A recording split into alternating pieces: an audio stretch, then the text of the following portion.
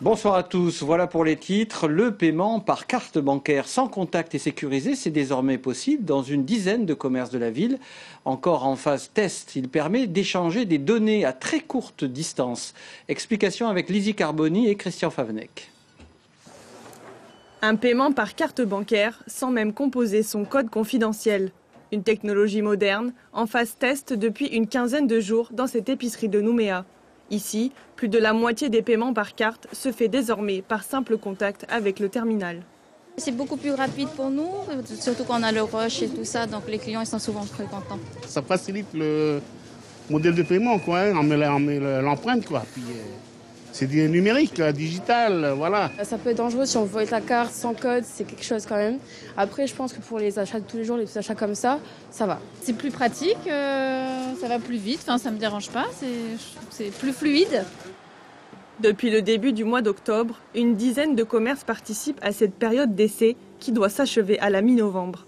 Ce système de paiement sans contact, c'est une demande émise par de nombreux commerces alimentaires de la ville, mais aussi par leur clientèle auprès de la Calédonienne de services bancaires.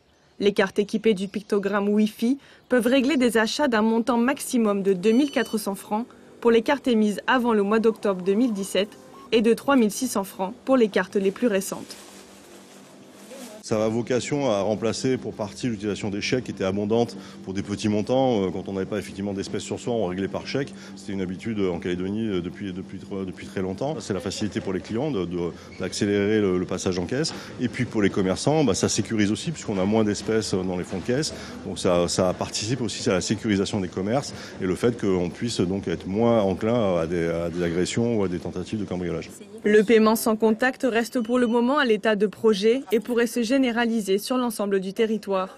Les banques métropolitaines et étrangères autorisent déjà le paiement via un smartphone, voire même une montre connectée. Une technologie qui pourrait être discutée avec les banques calédoniennes. Le budget supplémentaire de la Nouvelle-Calédonie pour l'exercice 2019 a enfin été adopté. Il s'élève à près de 6,4 milliards de francs pacifiques. Une adoption à une petite majorité, 22 voix pour, 19 voix contre et 12 abstentions. Les budgets de répartition, de reversement et le budget propre ont également été votés. Celui-ci a été voté par les élus du Congrès et peu avant 19h ce soir. Et puis, économie toujours avec des chefs d'entreprise kanak qui ont décidé de se regrouper au sein d'une association, et ce afin de pouvoir discuter des difficultés spécifiques qu'ils rencontrent dans le monde économique calédonien. Objectif majeur, partager des expériences de chacun et accompagner le développement économique sur terre coutumière. Brigitte Wap, égale des Cheveries.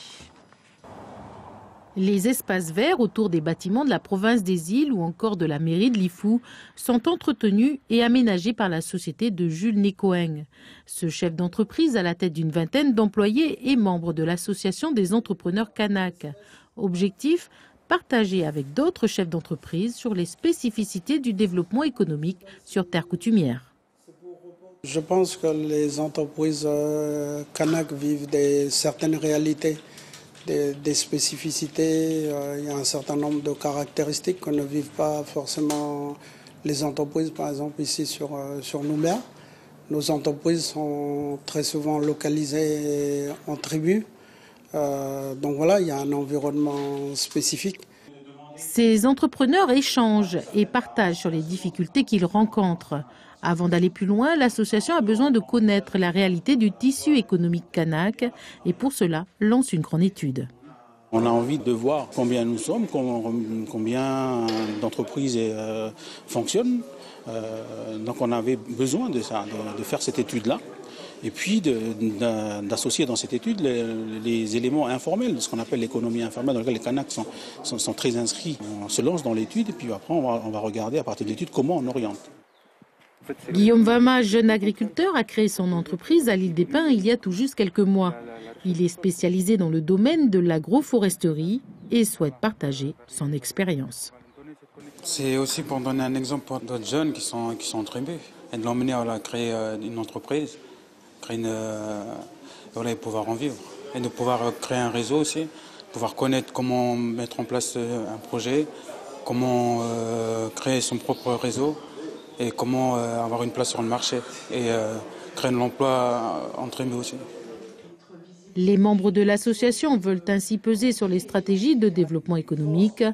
Ils ont déjà des idées, comme par exemple trouver un cadre juridique qui permettrait aux entreprises kanak d'être prioritaires sur les appels d'offres dans l'intérieur et les îles. Autre titre de l'actualité, le coup d'envoi symbolique ce matin du centre de détention de Koné. 2 années de travaux de construction sont prévues, un outil de rééquilibrage payé par le ministère de la Justice. Coût de l'opération 3,9 milliards de francs. Avant de retrouver notre invité, voyez le reportage de David Sigal. En 2022, à quelques centaines de mètres du centre hospitalier du Nord, ouvrira le centre de détention de Koné. Sur le site choisi, une coutume entre les élus de la province Nord et les représentants de l'État. Le geste acte la mise à disposition par la collectivité d'un terrain de 6 hectares pour construire le bâtiment. L'établissement sécurisé pourra accueillir 120 détenus, des hommes majeurs, une solution supplémentaire pour améliorer la justice en Nouvelle-Calédonie. D'abord, on va avoir un premier effet très simple qui va être de désengorger en quelque sorte le camp Est à Nouméa, qui aujourd'hui est en surpopulation carcérale avec des conditions de détention qui ne sont pas bonnes, une difficulté du coup à faire des actions de réinsertion au profit de l'ensemble des détenus. Et puis ce qui a été convenu avec la province Nord, avec aussi les coutumiers, c'est que ce projet, il portait un nouveau modèle. C'était pas simplement des murs et des cellules, c'était plusieurs quartiers de détention avec une logique différente et une vraie priorité mise sur des actions de réinsertion. Pour être sélectionnés, les détenus devront purger une peine de plus de 2 ans et surtout présenter des chances de réinsertion. L'établissement permettra aussi aux condamnés originaires du Nord de se rapprocher de leur famille.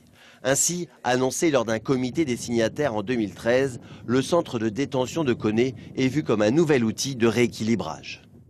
Il va proposer aussi des emplois pour des Calédoniens, en particulier sans doute ici en province Nord.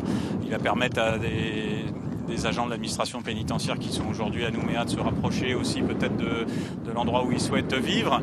Donc véritablement des opportunités au niveau de l'activité économique. Pour affirmer leur volonté commune de voir aboutir ce projet, coutumiers, représentants de l'État et élus plantent des arbres, symboles d'avenir. Le démarrage des travaux est prévu dans une quinzaine de jours.